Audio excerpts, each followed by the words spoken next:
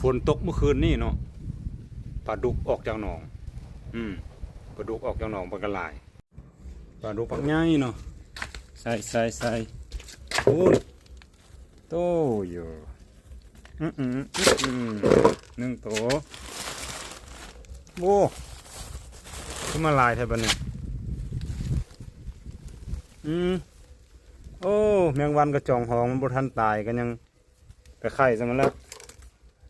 ตัวที่สามโอ้มาซอกปากเบื้องนี้มันออกจากหนองแล้วมันจะเข้ามาแถมห้อง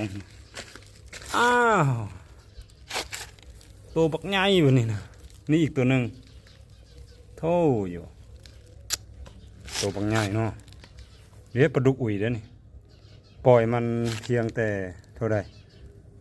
กี่ใบเดือนหนึ่งบักใหญ่ๆล่ะข้าพเจ้ามาอยู่นี่เพียงแต่4 เดือนเนาะมันใหญ่ไว้หลายเพราะว่าเอาหอยให้มันกิน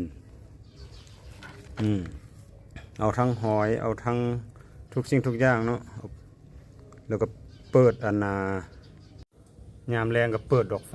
ดูดแมงไม้ให้มันเนาะมันกินทั้งเว้นทั้งคืนโตบักง่ายเนาะเป็นซ้ำแขนเลย4 ตัวนี่ก็ได้4 คาบเลย